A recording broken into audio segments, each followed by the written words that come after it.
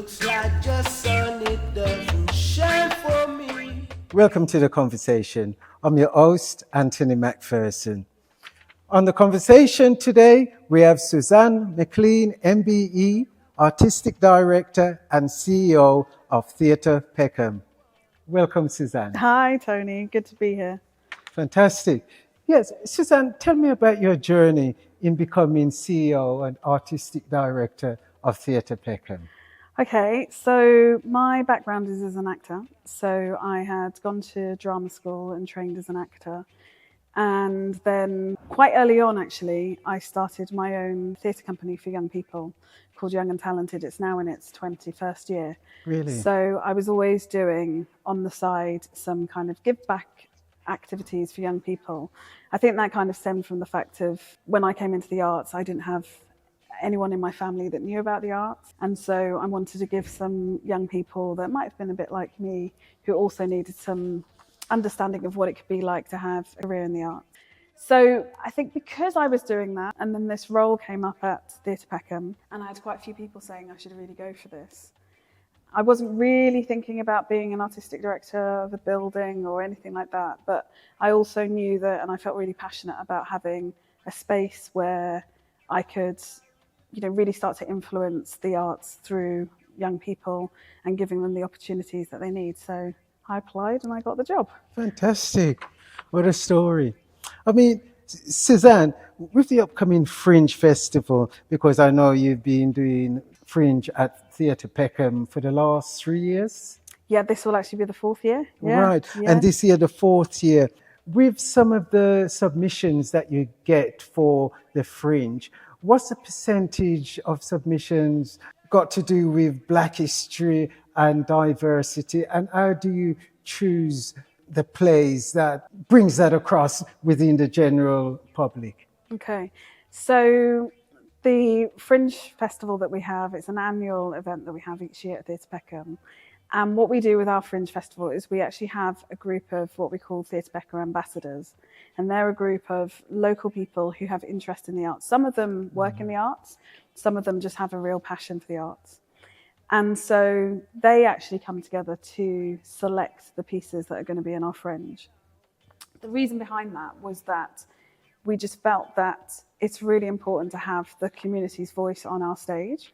And we were looking at different ways of doing that, and that seemed to be the best ways. Like, let's have the community choose those productions that they feel should be on the stage. So I feel like naturally through that, a lot of the work that comes on our stage is going to be unheard of voices, stories that are not often told. Sometimes it's stories that are retold through a different lens. And because of the nature of where we are situated between Peckham and Camberwell, naturally a lot of those stories that we feel are going to resonate with our hyperlocal community are going to be from Black and ethnically diverse backgrounds. Yes, indeed.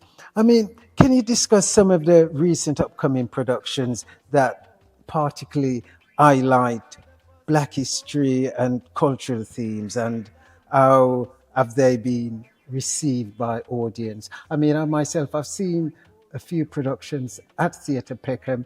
Can you describe some of the upcoming productions? I will talk about one I think is quite interesting. There's so many to talk about. Hoodminster is one play that's going to come up.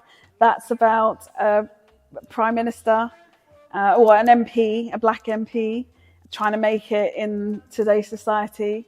And that's why it's kind of like called Hoodminster, because again, it's again, those sad things is they have those connotations about like, okay, but what does it mean if you're a Black Prime Minister as opposed to a Prime Minister or an MP?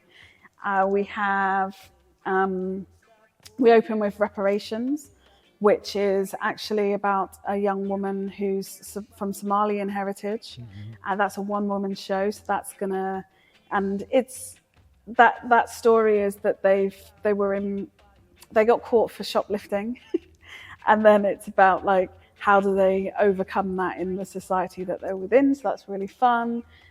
We have a story that's about a situation that happened in outside of London. Right. That again was a very kind of racially charged story, and we're bringing that story. And again, it's about bringing that story and telling them through the eyes of that young black female writer.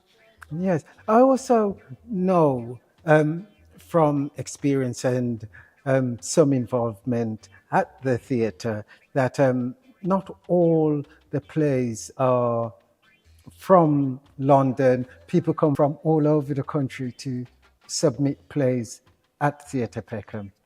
Yeah, I mean, that's been the reputation that has grown over the years. I think it started, I think it was more kind of like hyper-local London, South London people. Now that's kind of spread.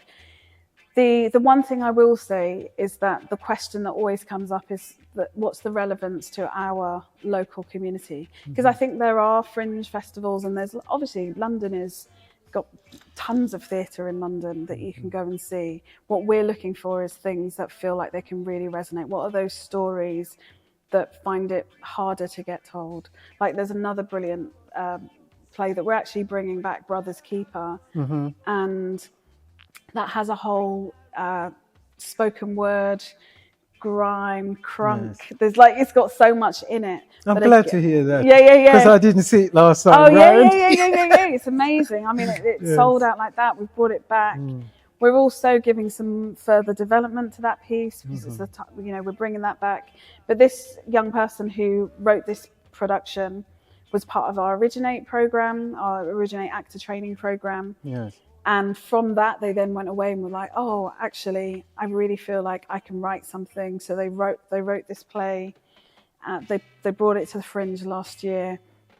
They resubmitted it this year. They're having some further development on it. And I think that's the other thing. It's about like, how do these things become classics? How do they go on further?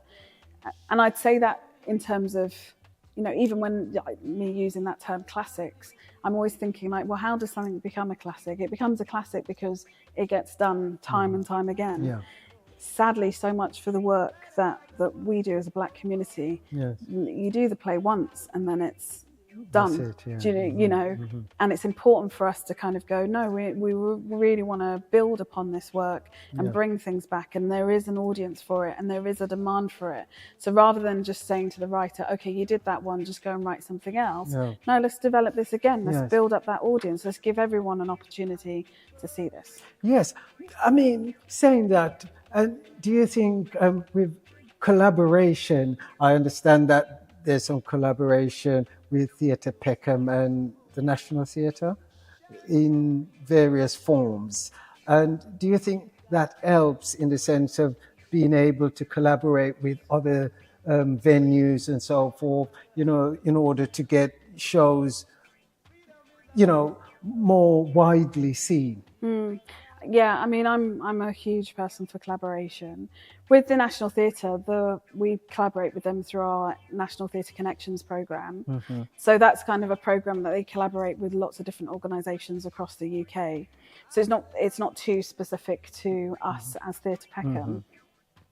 But in terms of the way forward, yeah, I really do believe that collaboration is the way to go forward. I think what I'm seeing more and more of is that as Peckham Fringe as a festival grows in reputation, we're seeing more and more theatres looking at the work that comes through Peckham Fringe and then choosing to programme that show at their theatres. And I feel that, for some of those other theatres, maybe it's too much of a risk for them at the time when we have them in Peckham Fringe to think about that show being in their theatre. But because we've given that seed opportunity, and then they can see, oh, actually, this really works. Sometimes even I'd say that sometimes the way in which the writer writes the play, even when you get it on the page, you as a theatre might not fully understand what it is. And again, this comes down to diversity of people. Who are the people who are reading these scripts? What sensibility do they have to the story that's being told? And sometimes I'd hear that people are like, oh, I just don't get it, and I just don't understand that there's an audience for it. and then they see the play on stage at Theatre Peckham. They see the diversity within the audience who are loving this production, and then the theatre goes, oh, okay, I get it. This actually means a lot for these people who were here, which the person who was reading the play didn't really understand. And I don't think that's a bad thing. It's a natural thing. You know, we can't all know about every single community, but what we should do, I think, more of in the arts is that collaboration. So I would love for more theatres to actually come and see a lot of this work, to give more of these and get an understanding of the diversity of work that is there, of the way in which artists are pushing boundaries. Because I'm sure if somebody read the script of Brother's Keeper, which is spoken word piece, it's, you know, it's written in rhythm, it's got bits where there, you know, a lot of it is based through dance. Like, how do you read all of that amazing work in the script? It's probably one of those ones where you come and see it, you then understand what's in the script. Yes, indeed.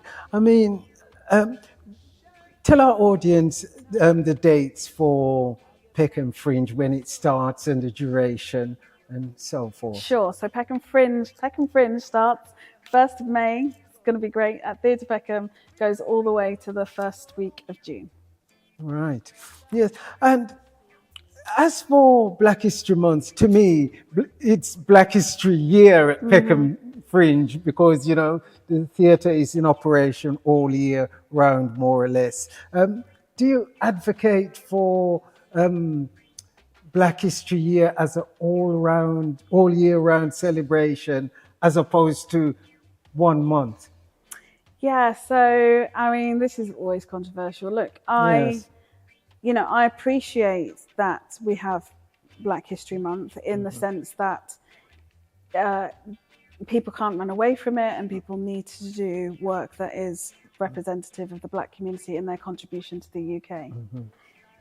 Interestingly, at Theatre Peckham, during that month, we do our Young, Gifted and Black season. Right. And I specifically have called it Young, Gifted and Black, not Black History Month. Yeah, fantastic, yeah. And it's been quite controversial in me doing that, because I remember sometimes, and the criticism has been, but this is supposed to be about Black history, meaning people want to see a story on the civil rights movement, a story on slavery, a story on, anything that is overcoming adversity within the Black community. And I've said, well, Theatre Peckham already is a place that is about celebrating young people. So I want that month to be about celebrating the legacy of that, and celebrating young people and the journey that we've come through. So, and also I think there's probably tons of theatre that you can go and see that other work. I think it's important for us at Theatre Peckham to kind of going, okay, but where has that got us today? And it's not about ignoring what has gone in the history, absolutely not that. But it's kind of going, it's because of that history that's where we have come today. And so it's through that work that we then celebrate our history. Yes, well, I can vouch for Theatre Peckham in the sense that it's such a warm and inviting space. I mean, I remember the first time I came there, and I couldn't stop coming back. When I was there, it was just like home. It was just so relaxing and inviting. And I must give a mention to your staff. Wow, what a powerhouse of staff you have. They do some fantastic work, and I've seen it firsthand. Believe me. Yeah, we have some great people working with us at Theatre Peckham. I think that there's a real heart and soul within the building. Theatre Peckham is right in the middle of an estate, so it's really there for its community. I think theatre is always a tough thing in the sense that there are so many people who feel like theatre just isn't for them. And I feel like in order to get people into the theatre, they have to first come into the building, and it has to be an environment that makes them feel welcome. So, it's so enriching to hear that from you, because we've done a lot of work on that. I remember when I first joined Theatre Peckham, and all the wall. I mean, it was partly because it was a new build, but everything was, all the walls were white. There was there's no music, there's no vibe, there's no nothing. It was like going into a dentist surgery, you know. And it took some time, and it took quite a lot of that kind of organizational change takes time. And people used to be vexed at me because I was just like, sorry, where's the music? Why isn't the music on? You know, consistently, I'd be until it got into a place when no. Now, if the music is off, people are like, well, you know, everyone's doing that. So it took some time, and then in terms of, you know, the murals up on the wall, the mural that we've got of John Boyega, who's our patron, who was an alumni of Theatre Peckham. I think he joined Theatre Peckham when he was about 9 years old, and you know, has become the massive superstar that he is. You know, and again, that's about aspiration for those young people coming in to kind of go, hey, that guy started here at Theatre Peckham, and it is possible to become and to go all the way in the arts, and that's a possibility because they see that as a symbol on our wall. And then in terms of our venue manager Marissa, who's amazing, and you know, over time the things that we've done within there of having, you know, different Black organisations coming in, like, you know, with our patties that we have in, or the rum company that we get in, and stuff like that, of kind of going, look, we're a community here. And so many of those Black organisations that actually started selling in Theatre Peckham are now selling to other theatres, and they started at Theatre Peckham. I just think that's amazing. And again, it's that thing of going to other theatres, going, it's not so bizarre to sell patties in your theatre. Yes. It's not so bizarre.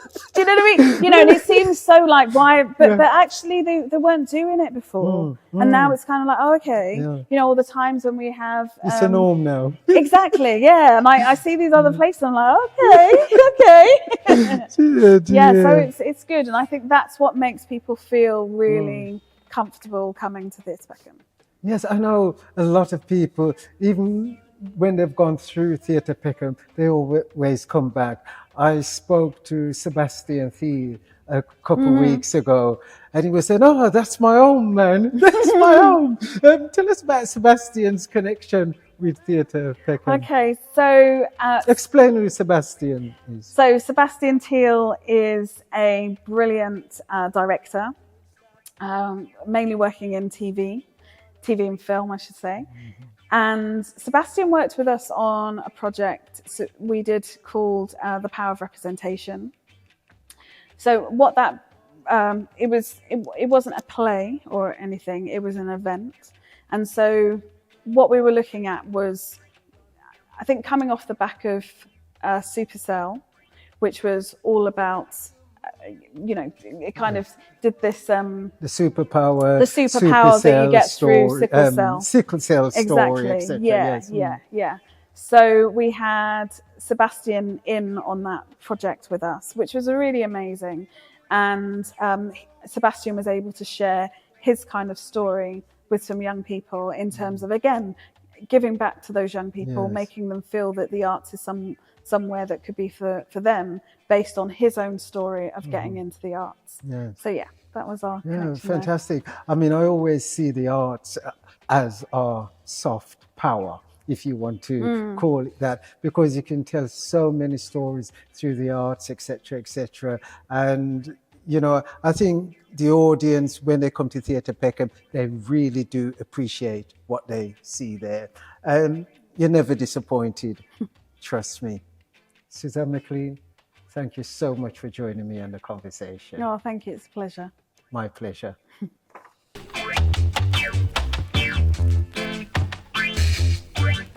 I said I